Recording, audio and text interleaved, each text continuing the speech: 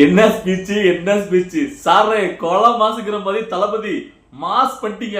இதான்டா ஸ்பீச்சுங்கிற மாதிரி எவனா விஜய்க்கு பேச தெரியாது அப்படின்னு சொன்னாலும் அவன் மூஞ்சில கரிய பூசுற மாதிரி வார்த்தைக்கு வார்த்தை சரவெடி இன்னைக்கு.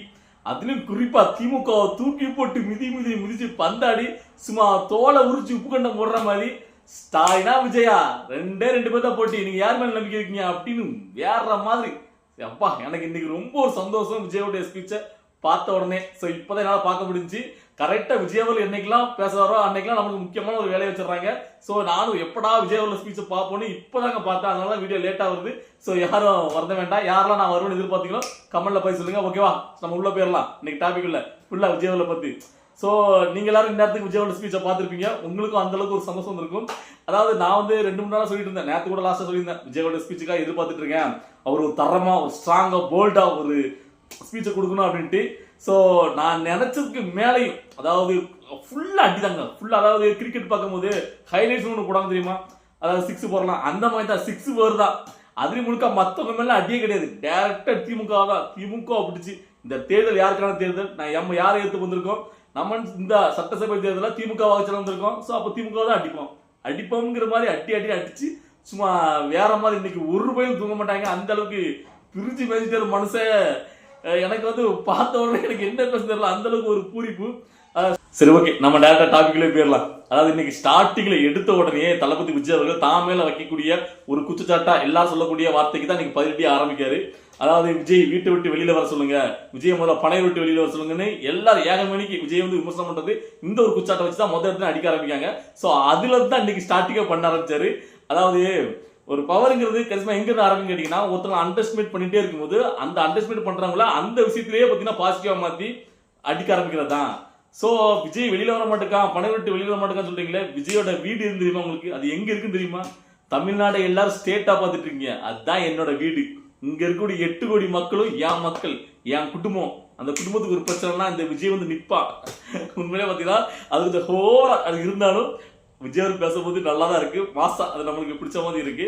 ஸோ அதுக்கு அடுத்தாப்புல ஒவ்வொரு விஷயத்திலையும் விஜய் அவர்கள் பேசும்போது இல்லை, அதாவது சில இடங்கள்ல கரெக்டா நான் பேசின வார்த்தைகளா இருந்துச்சு எனக்கு. அதாவது நான் இதுக்கு முன்னாடி இப்படி விஜய் அவர்கள் பேசணும், இந்த மாதிரி பேசணும், மக்கள் நீங்க இந்த மாதிரி இருக்கணும், பணத்துக்கு யாரு காசு கொடுத்தாலும் வாங்கிட்டு நீங்க யாருக்கு ஓட்டு போடுச்சீங்களோ அவங்களுக்கு ஓட்டு போடுங்க, இந்த மாதிரி நான் நிறைய பேசியிருக்கேன்.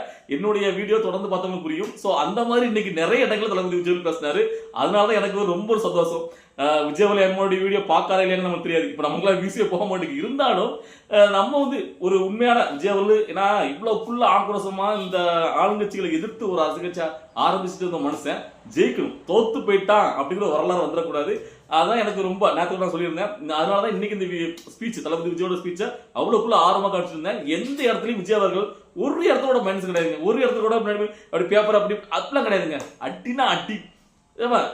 விஜய்க்கு பேச தெரியாது அப்படின்னு சொல்றவங்களா இதை பார்த்து பாடம் கத்துக்கணும். எல்லா இடத்துலயும் தாறு மாற அடிச்சாரு பாருங்க. அதுக்கப்புறம்லாம் எனக்குலாம் பார்த்தீங்கன்னா கோர்வையா மறந்துடுது நிறைய விஷயங்கள். இன்னைக்கு வந்து சரவெடியா பேசியிருந்தாரு. அது அடுத்த கட்டம் வந்து பாத்தீங்கன்னா, நான் ரொம்ப நாளா சொல்லிட்டு இருந்தது விஜய் அவர்கள் பாத்தீங்கன்னா பேசில வந்து பாத்தீங்கன்னா மக்கள்கிட்ட டைரக்டா போய் அவருக்கு முடையிட்டு ஓப்பனா அடிச்சு பேசணும் விஜய் அவர்கள் அப்படின்னு எதிர்பார்த்தேன். அதே மாதிரி தான், அதாவது உங்ககிட்டே நான் நீதி கேட்டு வரேன், அதாவது உங்களுக்காக தான் உங்களுடைய நீதியை பிடிச்சத தான் நான் ஸ்கெட்ச் ஆரம்பிச்சேன். ஆனா இப்போ நானே உங்ககிட்ட ஒரு நீதியை கேட்கணும், நான் என்னங்க தப்பு பண்ணேன், உங்களுக்காண்டியே ஒரு 30 வருஷமா சினிமா துறையில் இருந்திருக்கேன், நஞ்சு கடன் பட்டுக்கா நஞ்சு கடன் தீர்க்கிறதுக்காக தான் ஒரு அரசியல் ஆரம்பிச்சு வரேன். அப்படிப்பட்ட என்ன எல்லாருக்குமே ஜனநாயக உரிமை இருக்குல்ல, எனக்கு மட்டும் எதுக்குமே பாத்தீங்கன்னா எங்கேயும் மக்கள் சந்திக்க விடாம என்னுடைய பொதுக்கூட்டம் போட விடாம இவ்வளவுக்குள்ள அராஜகம் பண்றாங்க. சோ நீங்களே அதுக்கு உண்டான முடிவு சொல்லணும் அப்படிங்கிற மாதிரி மக்கள்கிட்டே அதை முறையிடுறாரு. அது ஒரு நல்ல விஷயம். இதனை நான் எதிர்பார்த்தது, அதையும் கரெக்டா பண்ணிட்டாரு. நிறைய விஷயங்கள் இன்னைக்கு நான் எதிர்பார்த்த மாதிரி நாம பேசுற விஷயங்களே பேசியிருக்காரு. அது எனக்கு சந்தோஷம். ஏன்னா அவர் வந்து பாத்தீங்கன்னா இவ்வளவுக்குள்ள ஆக்ரோஷமா ஒரு கட்சி ஆரம்பிச்சு வந்து தோத்து போயிடக்கூடாதுங்க, நல்லா இருக்காதுங்க. சினிமாக்காரனா இப்படிதான்ப்பா கட்சி ஆரம்பிச்சு வருவானுங்க, அவங்களாம் ஜெயிக்க முடியாது அப்படின்னு ஒரு பேச்சு விஜய் மேலே வந்துடும். ஏன்னா அந்த மனுஷன் எனக்கு பிடிச்சது ஆளுங்கட்சியா இருக்கக்கூடிய அந்த திமுக அதிமுக போட்டு பொலப்பொல எதிர்த்து, அதுவும் மேல இருக்கக்கூடிய கட்சியும் பாஜகவையும் எதிர்த்து வந்து அரசியல் பண்றாருல, அந்த கட்ஸ் எல்லாம் யாருக்குமே வராது. அதைத்தான் இன்னைக்கு அடிச்சு சொல்றாரு மனுஷன். அதாவது கேட்டீங்கன்னா, எவனுக்காவது தைரியம் இருக்கா, தைரியமான ஆம்பளையா அப்படிங்கிற வார்த்தை மட்டும் தான் சொல்லல. என்ன சொல்றாரு, அதாவது யாரோ ஒருத்தங்க ஆரம்பிச்ச கட்சியை வச்சுக்கிட்டு நீங்க இத்தனை வருஷமா வந்து சீன் போட முக்கியம் கிடையாது, சொந்தமா என்ன மாதிரி ஒரு கட்சி ஆரம்பிச்சு 1% ஓட்டு வாங்கிறதா பார்க்கலாம் அப்படின்னு சொன்னதெல்லாம் உண்மையிலே வேற மாதிரி. நானா அதெல்லாம் எதிர்பார்க்கவே இல்லை.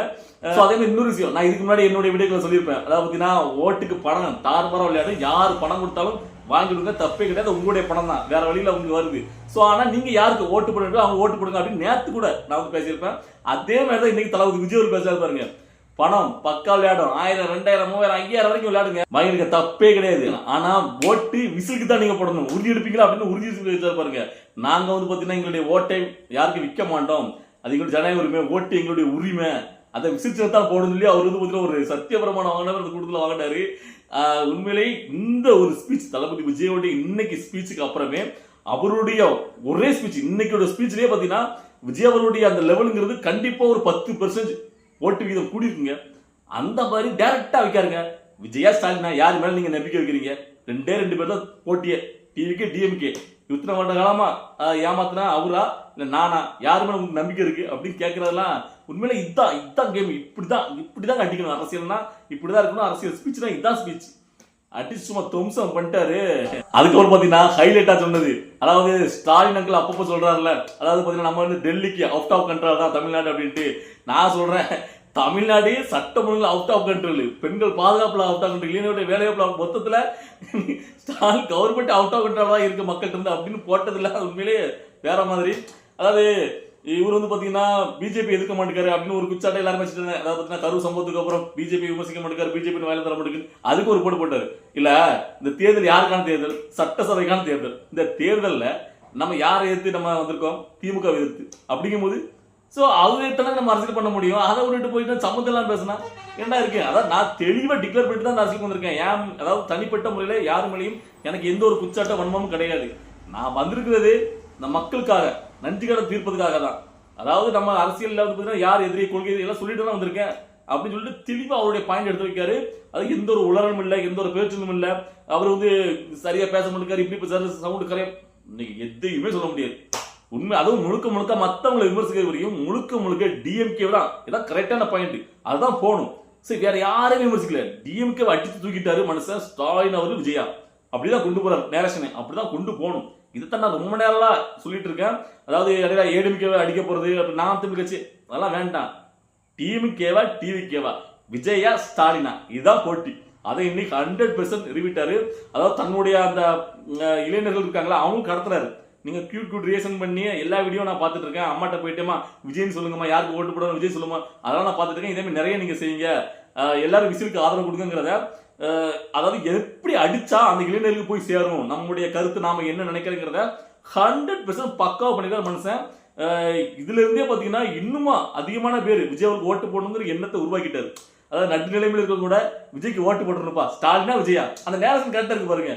2 பேர் தான் போட்டி, ஸ்டாலினா விஜயா, எனக்கு ஓட்டு போடுங்க அப்படிங்கிறத மறைமுகமா அது வந்து அவர் சொன்ன விதமே பாத்தீங்கன்னா உண்மையிலே செமையா இருந்துச்சு. இல்ல அதுக்கப்புறம் சொல்றாரு, அதாவது நம்ம முதல் மாட்டே சொன்னோம்ல, ஒரு அணுகுண்டு ஒண்ணு போட்டோம்ல, அதாவது ஆட்சியில் அதிகாரத்தில் பங்குங்கிறது, அது இப்பதான் வேலை செஞ்சுட்டு இருக்கு, எல்லா கூட்டணியும் அது பக்காவா வேலை செஞ்சுட்டு இருக்கு அப்படின்னு சொன்னாரு. உண்மையிலேயே அப்படிதான். திமுக இப்ப வந்து பயங்கரமா அது வேலை செஞ்சுட்டு இருக்கு, நம்ம எல்லாரும் கண்கூட பாத்துட்டு இருக்கோம். ஆனா என்ன பொறுத்த வரைக்கும் தளபதி விஜய் தனியாவே நிக்கிட்டு தேர்தல்ல தனியா நின்று அடிக்கணும், அவருடைய பவர் என்னன்னு காட்டணும், அதான் நான் ஆசைப்படுறேன். சோ அப்படி நடந்துச்சுன்னா நான் ரொம்ப இன்னும் ஒரு சந்தோஷமா இருக்கும். இன்னும் அதிக அளவுல வந்து பாத்தீங்கன்னா மக்கள் ஏன்னா மாற்றன்னு அப்பதானே கரெக்டா இருக்கும். விஜய் அவர்கள் வந்தாயா ஜெயிச்சாயா அப்படின்ட்டு அவருக்கு எந்த அளவு ஜெயிச்சாலும் அது வந்து அவருடைய தனிப்பட்ட வச்சு அவருக்கான ஒன்று வச்சானே தீர்மானிக்கப்படும்.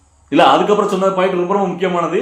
அதாவது இல்லப்பா இவ்வளவுக்குள்ள நீ கேள்வி வைக்க, நீ வந்தா என்னத்தை செய்வ, என்னத்தை கிளிப்பா அப்படிங்கிற மாதிரி கேட்பீங்கல்ல, நான் என்ன பண்ணுவேங்கிறத தேர்தல் அறிக்கையில தெளிவா நான் வந்து பாத்தீங்கன்னா உங்களுக்கு சொல்லுவேன். எல்லாம் விரைவில் வரும், நல்லா ரெடி ஆயிட்டு இருக்கு அப்படின்னு சொல்லிட்டு கண்டிப்பா நீங்க டிசப்பாயிண்ட் பண்ற மாதிரி எல்லாம் நான் எதுவும் பண்ண மாட்டேன். என்ன நம்புறவங்களுக்கு கண்டிப்பா அதுக்கு உண்டான மாதிரி நான் தரமா நான் பண்ணுவேன். அதாவது சும்மா ஜெயிக்கணும் அப்படிங்கிற ஒரு பொய்யான ஒரு வாக்குறுதி கொடுக்க மாட்டேன். நான் என்ன செய்வேனோ அதை தான் சொல்லுவேன். அதனால நீங்க யாரும் கவலைப்பட வேண்டாம். மக்களுக்கு அடிப்படை தேவையான எல்லா பிரச்சனையும் நான் தீர்த்து வைப்பேன், என்ன நம்பிக்கல, நான் ஒரு நல்ல ஒரு தூய ஆட்சியை கொடுப்பேன் அப்படின்னு ஒரு ஆணித்தரமா ஒரு வந்து ஒரு அரசியல்வாதியா தன்னை வந்து எல்லாருக்கும் முன்னாடியா முன்னிறுத்துறாரு. அதாவது நான் கூட சொல்லியிருப்பேன், அதாவது இப்போ ஒரு மும்முனை போட்டி ஆயிட்டு 3 அணியா பிரிஞ்சு கிடக்கு. முதல்ல டிவிகே டிஎம்கே போயிட்டு இருந்துச்சு, லாஸ்ட் பேசுறதுல விஜய் அவர்கள் 3 முனை போட்டிங்கிறத அவரே ஒத்துக்கிட்டாரு, சொன்னாரு அப்படின்னு சொல்லியிருந்தேன். அப்படி இருக்கக்கூடாது, டிவிகே டிஎம்கே தான் போகணும். அந்த ஆக்ரோஷம் அன்னைக்கு பேசுறது இருந்துச்சு, லேட்டஸ்டா பேசுறது இல்ல அப்படின்னு நான் சொல்லியிருந்தேன். ஆக்சுவலா அதெல்லாம் உடச்சு இன்னைக்கு பழையபடியே டிவிகேவா டிஎம்கே கொண்டு வந்துட்டாரு. இதுதான் இப்படிதான் இருக்கணும். உண்மையிலே தரமா இல்ல. அதுக்கப்புறம் சொன்னது அதுவும் நான் இதுக்கு முன்னாடி பழைய வீடியோக்களை விஜயை சப்போர்ட் பண்ணி பேசும்போது சொன்ன வார்த்தைகள். அதாவது இங்க வந்து ஒரு தலைவனா, மக்கள் தலைவனா அரசியல் பண்றதுக்கு மெத்த பிடிச்ச மேதாவியாவோ இல்லனா சிறந்த பேச்சாளரோ அப்படின்னு இருக்க அவசியம் இல்ல. உண்மையிலேயே மக்களுக்கு நல்லது பண்ணு நினைக்கக்கூடிய நல்ல மனசு இருந்தா போதும், யாரு வேணா அரசியலுக்கு வரலாம் அப்படின்னு அவர் போட்டிருப்பான். அந்த பாயிண்ட் அப்படியே செதறாம இன்னைக்கு தளபதி விஜய் பேசினாரு. உண்மையிலேயே எனக்கு வந்து பாத்தீங்கன்னா அது ஒரு மிகப்பெரிய ஆனந்தம். கரெக்டா சொன்னாருங்க. அதாவது இங்க வந்து பாத்தீங்கன்னா அனுபவம் இல்லைங்கிறாங்க.